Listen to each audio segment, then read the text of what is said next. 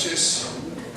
Una vez más mi agradecimiento a la Capilla Verde por darme esta oportunidad de compartir unas horas, días de conmemoración de algo que parece para algunos que sucedió hace muchísimos años, pero que realmente todavía está presente en la vida política y en los recuerdos de muchos ciudadanos de este país.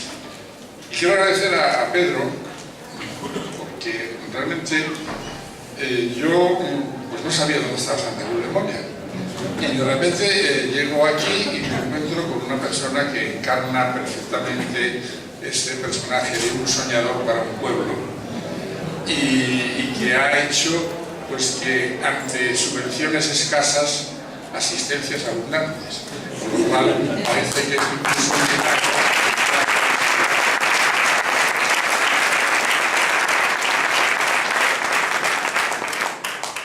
y hablando de sueños, hay una frase que dice: la otra noche tuve un sueño.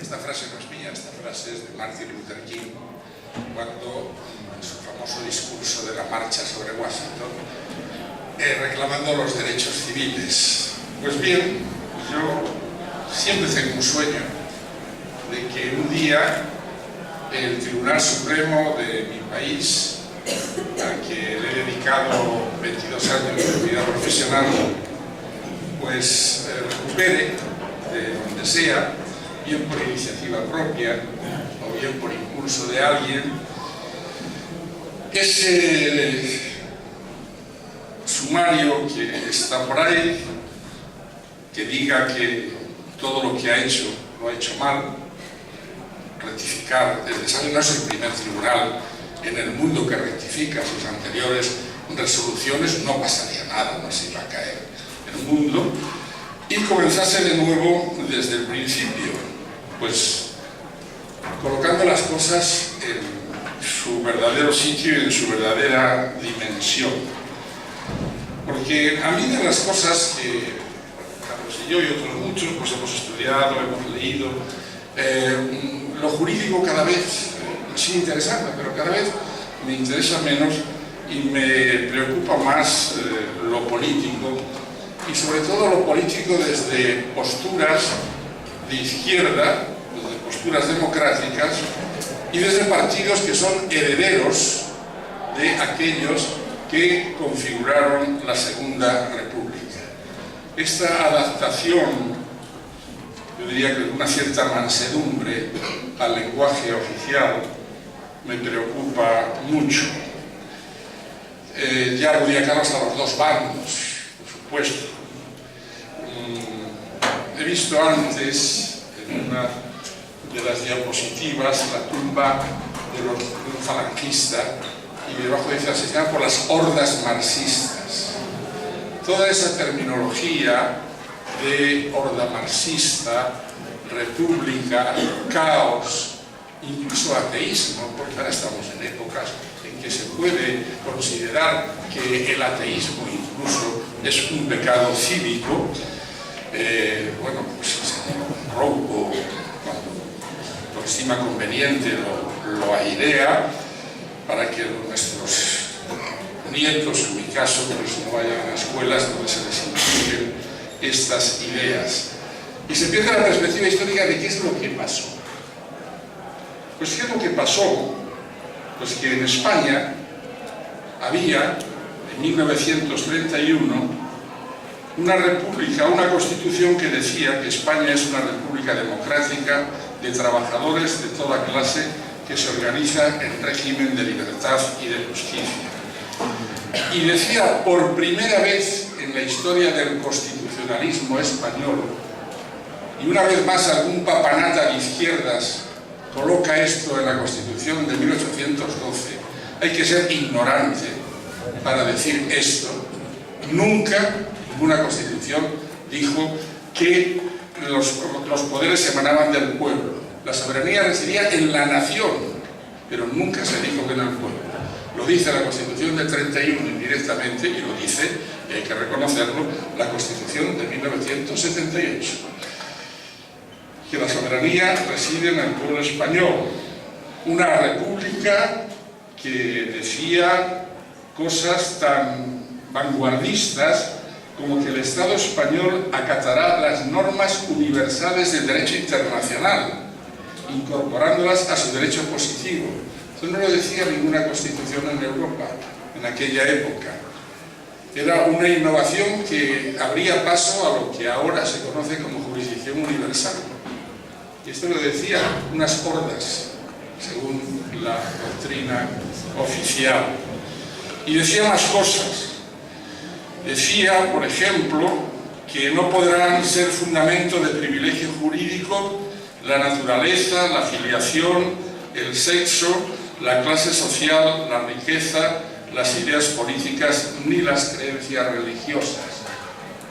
Y claro, también, no lo decía expresamente la Constitución, esta república nació con la idea de realizar por fin la reforma agraria. Y las cosas claras, cada uno puede enfocar la historia como le parezca, pero lo que no se puede negar, porque es innegable, es que los que se levantaron contra la Constitución republicana y contra el gobierno legítimo, designado por la voluntad popular, se levantaron contra las libertades y se levantaron contra la democracia. Y fueron un bando, efectivamente, un bando faccioso y un bando que, por ejemplo, en Alemania o en Italia, pues Mussolini terminó como terminó y Hitler se evadió de la muerte, pero sus adláteres terminaron en el tribunal de Nuremberg. Y no por mucho más de lo que pasó aquí, porque si extrapolamos esas cifras que se manejaban antes por Carlos, si a su vez añadimos a ello algo que está en la cifra de muertos que se manejan en el Holocausto, que son las muertes por enfermedades o inanición en los campos de concentración, porque aquí hubo campos de concentración. Hay algunos señores que creen que eran campamentos de verano. Y no, eran campos de concentración. Y la gente moría por falta de alimentación y por falta de medicinas. Y esos muertos no se han contabilizado, más los desaparecidos, más los ejecutados en consejos de guerra por auxilio a la rebelión, que desde luego hay que tener una mente muy pervertida para decir que aquellos que defendían la Constitución y la República Española eran rebeldes. Bueno, lo mismo podría haber dicho Tejero el 23F, con la misma galanura jurídica. Tejero podría haber dicho que el rey que le dijo que se estuviera quieto, pues podría ser también un rebelde según esa teoría jurídica. Y se pasaron por muchas cosas, se olvidaron muchas cosas y sobre todo se olvidó algo que para mí es muy importante. Los juristas somos una gente muy meticulosa y decimos que todo el derecho es una sucesión de acontecimientos que tienen un tracto sucesivo. Entonces, claro, cuando se llega a la Constitución de 1978, ¿de dónde viene la Constitución de 1978?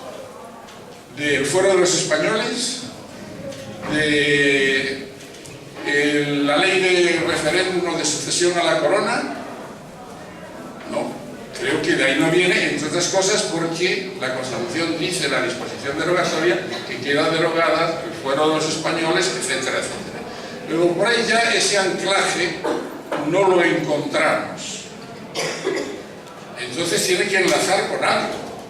Tiene que enlazar con algo. Y efectivamente la Constitución del 78 solo puede enlazar con otra Constitución democrática. Por razones cronológicas, con la del 31. A lo mejor podría ser con alguna otra Constitución democrática. Nunca podría enlazar una arquitectura jurídica, no me atrevo a llamarle Constitución, de carácter totalitario. Del mismo modo que en Alemania no se les ocurrió enlazar la ley de Bonn con las leyes fundamentales del Reich. Enlazaron con la Constitución de Weimar. Y en España parece que se ha olvidado que nuestro enlace, nuestra única legitimación histórica democrática, procede precisamente de nuestros antecesores. Nuestros antecesores fueron los republicanos que alumbraron, desde luego no deja de ser sorprendente que hubiese tal confluencia de personas, de ideas, de movimientos sociales, de movimientos culturales, que fuesen capaces de hacer algo que no supimos hacer históricamente, que fue la Revolución y la Ilustración. Perdimos el tren muchas veces y lo seguimos perdiendo, y lo perdimos lamentablemente también en el año 36. Para no ponerme dramático, les voy a contar una historia que siempre me divierte mucho. Mi primer destino como fiscal fue Santa Cruz de Tenerife. Si ustedes habrán visitado, en el paseo marítimo, cerca de una náutica, hay un cañón de estos, de los muchos cañones que hay por ahí, de estos que dicen la ciudad, con una placa que dice: este es el cañón El Tigre, que dejó manco al almirante Nelson y no dejó entrar a los ingleses en Tenerife. Y los canarios, en cierto sentido del humor, dicen: hay que ver, qué bien lo hicimos. No dejamos entrar a Nelson y dejamos salir a Franco. Porque esto es una de las cosas históricas que nos está pasando.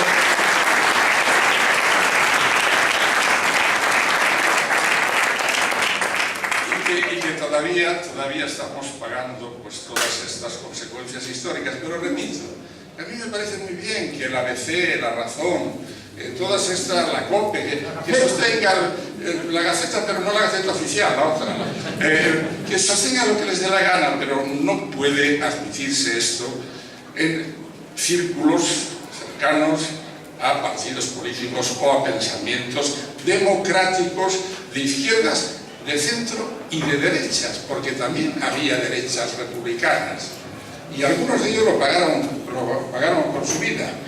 Y la derecha republicana, esa horda, ese caos que casi hunde España en la miseria, pues creo que en unas elecciones libres llegaron al gobierno y estuvieron gobernando durante el bienio negro y no pasó absolutamente nada en este país.